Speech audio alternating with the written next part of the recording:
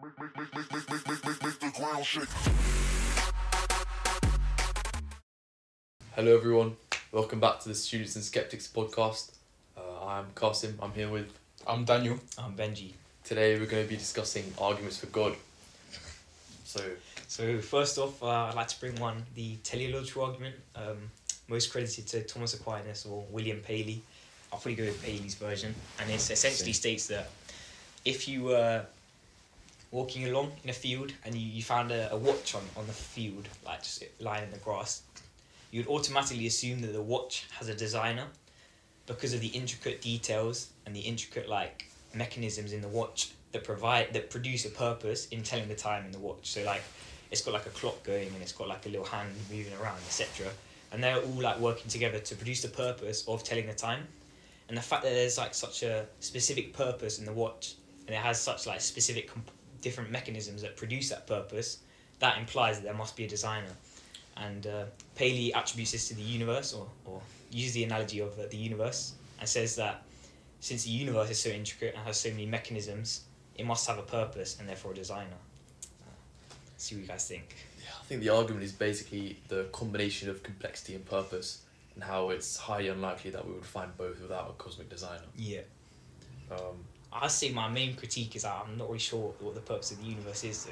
Exactly. So We can't really say there is a purpose to the universe, so we can't imply design from that, which I think is the main failing of the teleological argument. But also, I think that there's still something to say in the complexity of the universe, the fact that it's so complex and it's all you could say it's not working towards a purpose, but it all lines up, all the natural laws make sense. For example, you've got the laws of physics that we understand and different laws of nature, gravity and etc. These all line up pretty well consistently across the universe, except maybe in quantum physics, but that's a bit different. And we would say the fact that all these complex things line up in this organised manner implies that there's a purpose, and I don't think that's a bad argument. I think it kind of makes sense. Yeah, it's just that whole idea of purpose, we can't prove there is any purpose to the universe. Okay, what if we forget purpose and say design then? There's a design to the universe. It seems if everything's ordered well and everything makes sense and we have these assumptions that there's these natural laws, doesn't that assume that there's a designer overlooking it? Isn't that sort of a different argument though? I think it's the same one though. Isn't this his fifth way? Maybe. I thought this is teleological. Maybe I got it mixed up. I would say that's probably a stronger argument though, in terms of looking at design. Yeah. I don't really have much to contribute with this one because I don't know a lot about this. I mean, I guess you could say Hume's critique I thought was pretty good. Well, the 20 particles. His critique was essentially when you find the watch in the field, you assume that there's a watchmaker, and then saying that the watch is analogous to the universe and therefore the watchmaker is analogous to God is an unfair it's an unfair analogy, because the analogy is a watch is so far different from the universe that we can't assume we can't follow that trajectory. There's nothing like the universe in the universe, exactly. So we can't make analogies for the universe. From the universe, basically. I don't think it makes sense. I thought that was quite a good critique, to be honest. Yeah, I don't think the teleological argument is that strong in my opinion. Yeah, it doesn't convince me either. There's much stronger ones, which you might want to go on to. Such as contingency? The contingency argument. Which I believe that the contingency argument is where we see everything has a cause. So everything that has a cause is a contingent thing, right? Is this wrong? I keep going. Right lines. On the right track. But if we track that back to the original cause, which should be a necessary thing, surely that's good. So I guess I would say to rephrase that, let's say we have that phone there. That phone is dependent on the phone makers to exist, right? The factories and the factories and things. Or for example, an island is contingent because it's dependent on it being surrounded by water. It's dependent on water to exist. It can't exist on its own. And so we're saying, if everything we see in the universe is dependent on something else existing, for example, that watch, even people because they're dependent on their parents, or furniture is dependent on being built, if there must have been something prior to that which caused it. And if we follow that chain of causation all the way back, it can't go on forever because the universe isn't infinite. Well, theoretically the universe is infinite, and therefore there must be a necessary being, something that doesn't have a cause and causes itself, that exists, and that thing is God. That's quite a good argument, but I don't think it necessarily implies a God, because like it's a bit of a God of the gaps, because like it doesn't have to be God. This is a necessary. God of the gaps. So there's a gap where there must be like a necessary being, and we're just assuming that's God. But it could be something else, and it could What else could it be? The universe could be necessary, or the universe could be eternal. I don't think it's possible. Are you saying the universe could cause itself? Yeah, like it could be I don't necessary. think that's possible because the necessary being has to be immaterial and outside of the universe. That's true. Oh, that to create the universe, it would have to be outside of the universe. But I don't think I don't think it's contradictory to say that the universe could be could have necessary existence. It doesn't really make sense to us. But I don't think it's contradictory to say that. I think it is because I don't see it has to be outside of the material universe. Yeah, I mean but I feel like we're assuming that the universe was created by saying that. It said what, having always Instead existed? of being a necessary existent being, like always existing. Okay, we can't say it's necessary because of it's constantly changing, right? So if it's always changing, then that means it's like moving. It's not actuality, it's potentiality. Sure, but I think that we can say the stuff in the universe is changing, but the whole universe as a whole is like that's a constant, if that makes sense. Like the universe that encapsulates everything isn't always changing. The stuff inside it might be, but the stuff outside might just be necessary existence. Like as in the universe could just have necessary existence. No, but okay, if everything in the universe is changing, then I think by definition the universe is changing. You can't just say it has necessary existence. I don't think so. I don't think It's not. The universe hasn't always existed because there's evidence for the Big Bang. Yeah, like redshift and stuff. Yeah, exactly. Yeah, I mean, it gets a bit sketchy because you can't really say that the Big Bang has a cause, or you can't say the universe has a cause, because if you think about it, the universe is caused by the Big Bang. If you think about it, there's evidence for that. Yeah, sure, but if you think about it, the word cause implies like a change in time, right? Prior to it existing, in terms of time, something made it happen, right? That's kind of what cause means. But there was no time before. Yeah, but the Big Bang, the universe is the creation of time. So, there is no before the Big Bang. No, but the creator is just outside of time. Yeah, but I still think we're assuming a creator. I think it's not contradictory to say that the universe has necessary existence and caused itself. And it might be through the Big Bang that happened, but I don't think it's contradictory to say that. I just think it makes more sense for us as humans. I don't think it can be necessary if it caused itself, though. I think that's what necessary means. As in, God caused himself. If the universe is contingent, then it can't be necessary. Yeah, no, our stuff in the universe is contingent, but I think the universe as a whole isn't. How can everything in the universe be contingent, but the universe isn't contingent? As in, let's imagine, we've got, I can't think of a good analogy, a big balloon, right? The balloon is the universe, and I've got loads of little, Lego figurines inside the balloon, right? The Lego figurines are moving around, and they're the stuff in the universe, but the balloon is the actual universe, and that causes itself, and the Lego figurines are all changing and stuff, and, being weird. No, but the actual balloon is the universe. That's different because the very fabric of the universe, for example, the latex in the balloon or whatever, is also part of the universe and is also contingent. As in, what do you mean it's contingent? The fabric of the universe is contingent. What does that mean? You can't separate the idea of the concept of the universe from the universe because it's just the same thing. Okay, let's say I grant you that then. Let's say the universe can't have necessary existence. The idea that you can follow a chain of contingent things to a necessary thing doesn't make sense because I don't think a necessary thing can cause a contingent thing. So let's say you have something necessary, something true by definition. If something's necessary and always 100% true, then whatever it causes is necessary and always 100% true. It can't cause something contingent. Why not? Because if it's necessary, then it's necessarily going to do the thing that causes it, and that thing is also going to be necessary. If that makes sense, it 100% is going to do that because it's necessarily must exist and its causes necessarily must happen. So therefore, the effects of those causes must be necessary. And I don't think you can get a contingent cause from that.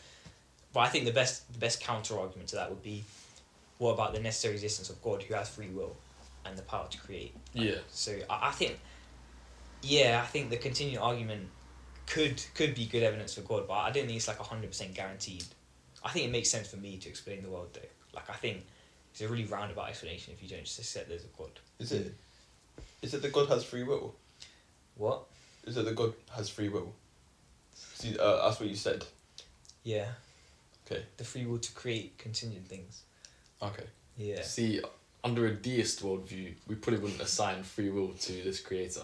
And that's where my main contention is, to be honest. Like, Yeah, the contingency argument is solid, in my opinion. And it gets us But to a that necessary probably- being. But that doesn't prove a Christian God at all. Or any theistic God. And that gap is really what I struggle with the most. I kind of see that. But I would say just because it proves a deistic, just because it makes a deistic God necessary, let's pretend it makes a deistic God necessary, it doesn't mean a theistic God isn't true. Like it doesn't take away from the theistic God. But it doesn't There prove has a to be, theistic God yeah, either. there has to be other stuff that like either proves a theistic God or takes away from the theistic God. And then you look to Revelation. Well, I think there is evidence for a theistic God. What, in the Bible? Well, not really just the Bible, but like, I think that there's evidence that Jesus lived and claimed to be God, and the tomb was empty 3 days later, which is pretty significant. I could have been anything though, to be fair. I don't think anyone else has ever claimed to be God and then died and then have rumours of them resurrecting in the history of ever. What, rumours? Like there's never, It's as just- in there was rumours of okay, God not resurrecting. rumours.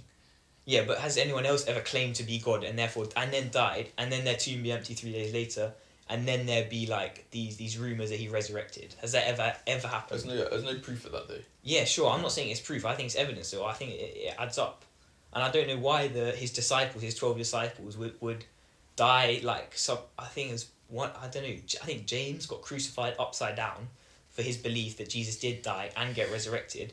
I don't understand why he would die for the idea that Jesus resurrected if it didn't happen. Because why would you die for a lie? It doesn't make sense to me. What? In such a bad way as well, like a torturous way. Why would a necessary being have free will? No, I'm just saying in the case of God, Oh, the right. necessary being has free will, I'm assuming. But there could be like there's necessary stuff that doesn't have free will, I guess. I just feel like it's just that like assumption for me of these values. I don't know. It's just not very convincing for me. If God, It's not an assumption. I'm just saying the necessary being could have free will and therefore create us. And then this is consistent with the evidence that I've seen. Well, I don't know how a necessary being that doesn't have free will could create contingent beings. Because I can't think of an explanation for that. Because like I said, I think necessary things will always cause necessary things, unless that necessary thing has free will and the ability to create. Because they need free will to create the contingent things, and you have to have the ability to create to actually do it. I don't see what your problem is with the necessary being creating something contingent. Like the contingency, the whole point of contingency is that it's dependent on the necessary. Yeah, but it's like it could not exist, right? A contingent thing could not exist. Yeah. And let's say you have Why could a necessary being as in, not let's be say able to create something that could have not existed? you have a necessary thing, right? And when this necessary thing comes into existence, it has a bunch of effects, right? These effects are necessary because the thing is necessary, so the effects are always going to happen, right? And if the effects are necessary, their causes are also necessary because the being is necessary, so the effects are necessary, so the causes are necessary. And so I don't think you can say that. I don't know. That's not very convincing for me. I don't know why, to be honest, but I think it makes sense to me, but up to you. Leave us a comment, guys. But yeah, I don't know. I think the contingency argument's alright. I don't think it guarantees a God, but it kind of makes sense to me. And any other arguments? I say conscience is quite a strong argument for God. As in the fact that we have consciousness. Yeah. So what about that makes you think that there's a God? It seems unlikely and unreasonable for it to be a product of evolution, and it makes much more sense for a God to have given us consciousness. Like, how do we get consciousness out of non-consciousness? Yeah. Right. Or I how guess- do we get life out of non-life? Yeah. Or like. I guess I would agree with that. do you think maybe like with like original consciousness, which was brought in by like maybe gods or whatever, could have been an asteroid, who knows? But like, do you think it's like progressed since Like then? an asteroid of consciousness. Shh. Hit the earth. Could have had conscious things on that. well, I think like Probably would have died. I don't think there is like a specific explanation for consciousness. Like, God. I don't think scientists have like a solid explanation for consciousness. From what I know, I saw quite a good theory. It's called like panpsychism. It's the idea that I think I explained this to you. Yeah. let's say you have a cake, right? You have sugar, flour, milk, eggs, like baking yeah. soda, right? These are all ingredients, and none of these ingredients are cake, right? But then you mix them up and you put it in an oven and you produce a cake, and you cut open the cake and the cake is spongy, right? Sponginess isn't a characteristic of the flour, the sugar, the egg, the butter, the baking soda, right? None of them are spongy. But when they come interactions, when they come together in a specific arrangement, it produces the sponginess. And so if we use that as like analogous to consciousness, when like our cells or like matter even is put together in such a way in our brains, or like in animals' brains, it produces consciousness. And so consciousness isn't really like a thing that we can like point a finger at. It's more of, it's like in everything in a way, like as in, it's just like it's a combination of things, and we can't just pick out one atom and say like this is what gives you consciousness. So do you think then, if we, like I asked you this question earlier, if you just took like all of the atoms actually in a brain and you just like replicated it, do you think that would have consciousness? Yeah, I think like as you know the brain in a jar that the devil's controlling. I don't have any problem saying that brain would have consciousness. Like I don't think that's contradictory. I don't know if I'd say it was a person, but I think it has consciousness. Thoughts? I mean, that's quite a convincing explanation of like what is consciousness, but not like how we came to have it. As in, it could have been by coincidence, by random mutation, that one day like someone's like the monkeys when they were evolving. Someone's brain formed in this way and they got consciousness. As in, it's a bit of a far fetch, but like there has been 100,000 years of evolution or something. It's kind of funny to think about. Like one day this one monkey like gained hella consciousness. Smart. Starts building spears and shit. Yeah, and I don't think consciousness is a definite argument for, like God must exist. I just think it's convincing as well. I think consciousness might be able to be explained by evolution, and my only reason for this is sort of like, in nature we can see different degrees of consciousness. For example, a plant is not very conscious, but a dog is conscious compared to that plant. And if we just extrapolate that to humans, like we might say, we can't really say it's unreasonable for dogs to have existed with consciousness. So then we can't really say that about humans as well. It kind of depends what you mean by consciousness, because like I think if we say like it's like a level of rationality, then I think a dog has a little bit of rationality, but barely any. And like a plant to be able to form their own thoughts. That's kind of just having a brain, isn't it? And then a plant doesn't have any consciousness. Yeah. And then like a dog, also like a dog and a sheep, I think they have just as much ability to form thoughts as we do. Yeah. So you think there's like a scale then of consciousness? I don't like the term more conscious, but I think we as humans are conscious and rational, and that separates us from animals in a way, because I don't think you can say a dog is conscious and rational. So you think consciousness is like binary instead? Yeah, kind of. Yeah, I think dogs have consciousness to some degree. Sure, though. like they have an awareness of their surroundings. They can like, I like this treat or whatever. Yeah, okay, I'll admit. I think animals do have consciousness, but it was like we did in class. There's like 3 stages of consciousness, and humans have the like consciousness and rationality, and animals just have the like lower like consciousness, where it's just like basic desires, like I want to go park, I want to eat food, I want to bark. Whereas humans can like really like flesh out thoughts and like think like, if I do this, it will lead to this, and then it will lead to this, and like in the long term I can do that. Like I don't think a dog has the same level of. My point is just that like, if we say it's reasonable for a dog to have evolved with that level of consciousness, then why can't we just say the same about humans? Well, because I think humans are unique in like their rationality. Like I don't think any animal has rationality like humans do. I don't know if you can say in a world of plants, like no plant had rationality like a dog did until a dog came along. But I don't think you can say a dog has rationality. Really. Well, it does compared to a plant.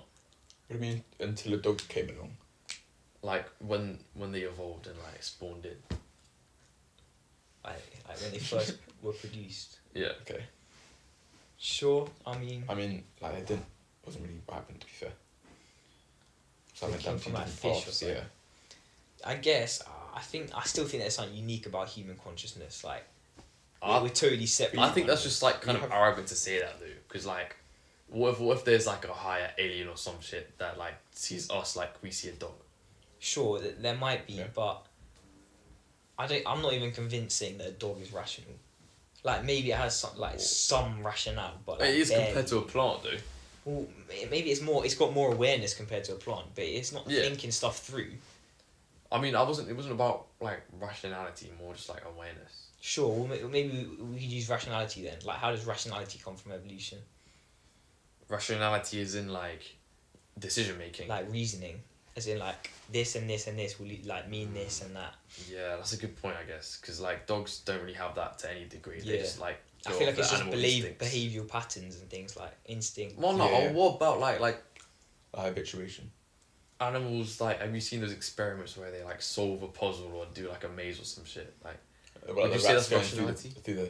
through the mazes and they get like cheese at the end. yeah, I don't know. I think it's like kind of like learned behaviour or like. is that not what rationality is though? Like, Nah. like based off our past experiences. I mean, like there's ants that are doing these puzzles, and I don't think ants have rationality. Like, There was one experiment where So what is The- it then if it's okay. not rationality? yeah, I don't know. Like, I don't think, like, I think the only way that the scientists or whoever's like studying the animals made it work is they set up like a condition like, if you get this block through this maze, I'll give you a sweet, right? Yeah. And so they're just learning get the block through the maze, and so it's just like a pattern recognition of every time we get the block through the maze, we get a sweet, and it's not like It's not like actual. reasoning, if that makes sense. It's like just a behavioural thing. Maybe. I kind of accept your point. That I get where you're coming from. I still think humans are unique though, and I don't think consciousness proves a god either. It's just kind of evidence. Hmm. And any other arguments? I don't think Morality. we're unique, to be fair. Oh yeah. We was end up talking about morality though. I can't lie. Well, what makes you think that proves a god? Like the fact that we think there's right and wrong. Yeah, like what we were saying earlier with the Vosh, like morality can't really come not from God But because there's no basis for it. like the lust to be nice, as in, do you know that one, Daniel? Like altruism. I don't know you. As in like back in like Richard Dawkins had this idea that like back when humans lived in groups, like we weren't really that like we just kind of just lived Like in a the pack. yeah, and we were just kind of hanging around in groups.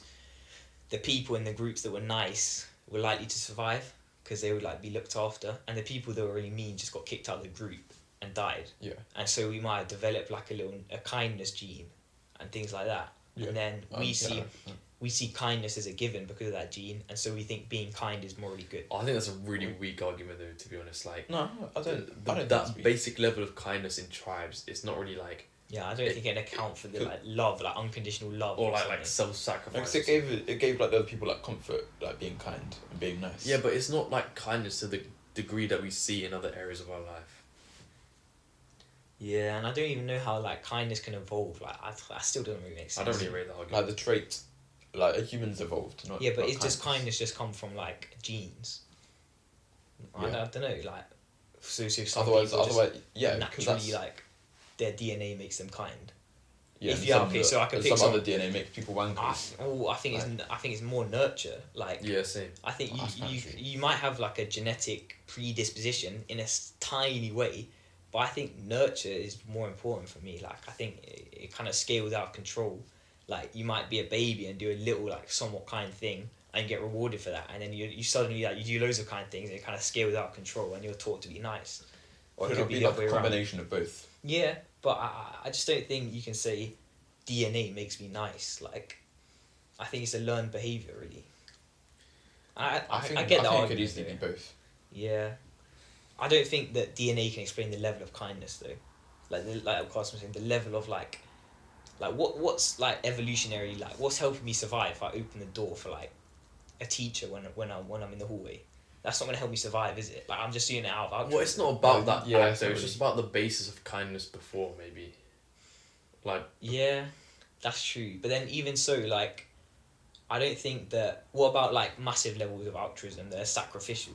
well, you could just say that's kindness just extrapolated. But then how does that just come from evolution? When I people dunno. being nice in groups, like it doesn't make sense to me.